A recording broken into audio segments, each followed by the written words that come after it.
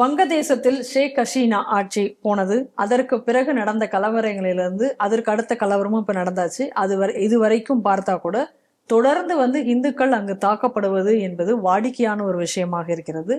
இப்ப அந்த ஓஸ்மான் ஹாதி இறந்து போனதுக்கு அப்புறம் நடந்த கலவரத்துல தீபு சந்திரதாஸ் எப்படி கொல்லப்பட்டார் அப்படிங்கிற செய்திகளை எல்லாம் நம்ம பார்த்தோம்.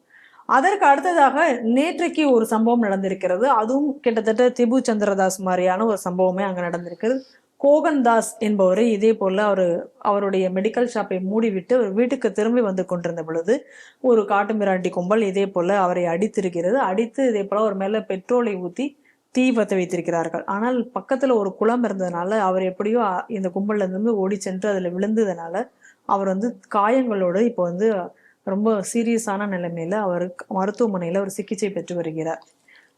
இந்த மாதிரியான சம்பவங்கள் என்பது தொடர்ந்து ஏதாவது ஒரு வீடு எரிக்கப்படுவது அல்லது வீட்டை உடைக்கப்படுவது, பெண்கள் கற்பழிக்கப்படுவது என்பதை தொடர்ந்து நடந்து கொண்டிருக்கிறது. நான் சொல்லக்கூடியது கொஞ்சம் வருத்தப்படக்கூடிய விஷயமாக இருக்கும். ஆனா உண்மையை சொல்லித்தான் ஆகணும்.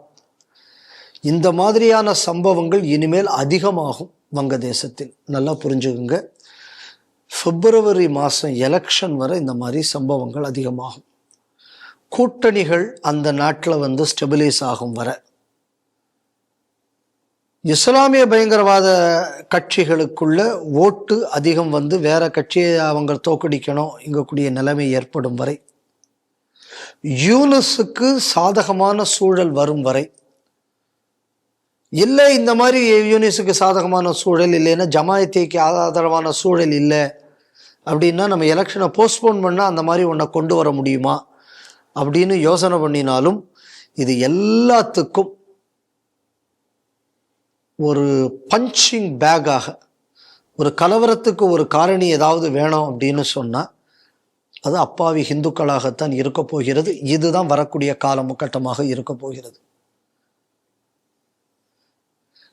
இது நான் ஏற்கனவே ஒருக்க வரும்போது இந்த செய்தி வரும்போது சொன்னேன், இந்த பிப்ரவரி மாதம் எலெக்ஷனை போஸ்ட்போன் பண்ணணும், இல்லைன்னா அவருக்கு சாதகமான ஆட்கள் பதவிக்கு வரணும், அதுக்காகத்தான் இது திட்டமிட்டு செய்யப்படுகிறது. நான் சொல்லியிருந்தேன் ஓஸ்மான் ஹாதி கொலை அந்த நேரத்தில் நான் சொன்னேன். அதுதான் இப்போ தொடர்ந்து இது நான் சொன்னதுக்கப்புறம் இது 3வது இன்சிடென்ட். இப்படித்தான் இந்த ட்ரெண்ட் இருக்க போகுது. என் கேள்வி என்ன அப்படின்னு சொன்னா, இப்ப அந்த நாட்டில் உள்ள இந்துக்களுக்கு பாதுகாப்பாக யார் இருக்க போகிறார்கள்? ஒருத்தன் இப்படித்தான் பண்ண போறான், அவன் திட்டமிட்டுட்டான், இதுதான் நடக்க போகுது. அப்ப காப்பாத்துற கடமை உலக நாடுகளுக்கு இருக்கா இல்லையா? நிச்சயமாக இருக்கிறது. இருக்கா இல்லையா? நிச்சயமாக இருக்கிறது. நீங்க அவன் பாட்டு அவன் மத விழாவை கொண்டாடிக்கிட்டு இருந்தான் யூதன். அவனை போய் இங்கிருந்து இந்த ஹமாஸ்காரன் போய் அடிச்சான். ஹமாஸ்காரன் அடிச்ச உடனே திருப்பி இஸ்ரேல்காரன் மறுபடியும் அடிச்ச உடனே நீங்கள என்ன சொன்ன? ஐயோ, அப்பாவிகளை பாதுகாக்கக்கூடிய கடமை நமக்கு இருக்கிறது அல்லவா? அவனுக்கு அந்த ஹமாஸ்காரன், அதாவது இவன் கொன்னதுக்கு திரும்பி அடிச்சவனை பாதுகாக்கிறதுக்கு ஊரம்பட்டும் போராட்டம் நடத்தினீங்களேடா. எதுவுமே செய்யாத ஒரு ஹிந்து அங்க டெய்லி கொல்லப்பட்டிருக்காலுமே இவனுக்கு ஆதரவா எவன்டா போராட்டம் நடத்தினீங்க? உலகத்துல எல்லா நாடுகள்லயும் நடந்தது இல்லை. Human rights watch, human rights clock, human rights இது எல்லா பயல்களும் பேசினீங்களா? இப்ப இதுக்கு ஏன்டா எவனும் பேச போறது? இது தொடர் வன்முறையாக ஆக போகிறது, ஆய்கொண்டிருக்கிறது. சொல்லிக்கிட்டே இருக்கேன். ஏன்டா ஒரு பயிலும் வாயை திறக்கல?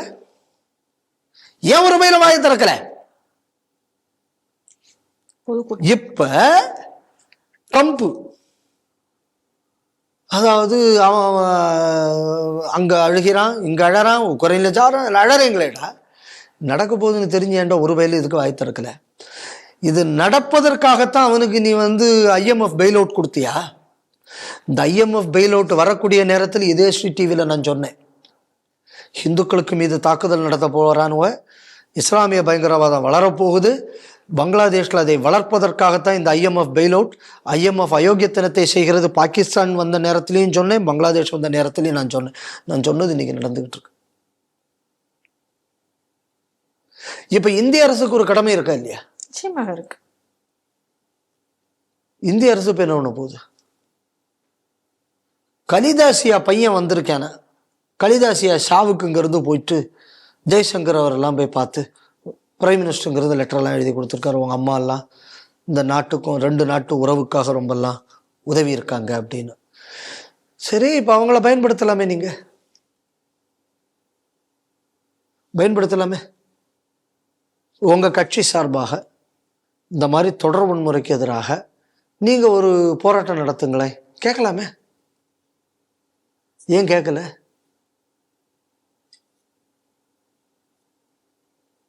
பாலஸ்தீனுக்காக வேண்டியெல்லாம் வருத்தப்பட்டு அறிக்கையெல்லாம் விட்டாங்கல்ல, ஆமாம். இதை கேட்டிருக்கலாமே. பிரைம் மினிஸ்டர் அந்த லெட்டரில் கூடயே எழுதியிருக்கலாமே. இப்போ பையன் தான் வந்திருக்காரு கட்சி தலைவராக, 17 வருஷம் கழிஞ்சு பங்களாதேஷ் வந்தாரா, சொல்லலாமே. நல்லுறவை அவர்கள் தானே வளர்த்தாங்க. அப்போ இந்துக்களுக்குள்ள உயிர்னு வந்தாச்சுன்னா உங்களுக்கு இது எல்லாமே மறந்து போகுமா?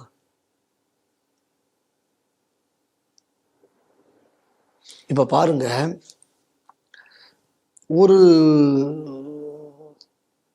கோயம்புத்தூர்ல ஒரு வண்டி இப்போ ஏதோ ஒரு பிரச்சனையில வடக்க இருக்கிற ஒருத்தனை கொன்னுபிட்டான்.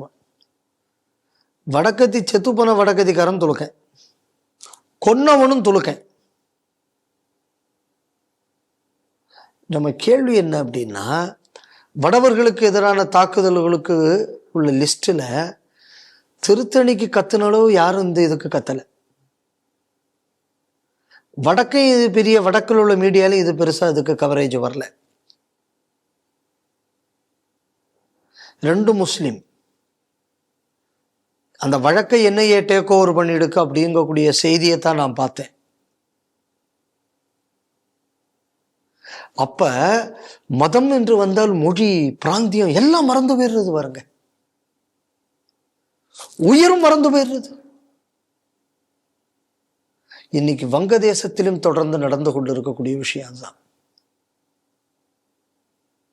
அதனால இந்திய அரசு, நாங்கள் இங்கிருந்து அதை பார்த்து கொண்டுதான் இருக்கிறோம், உன்னிப்பாக கவனித்து கொண்டு இருக்கிறோம், நிலைமை மோசமடைகிறது.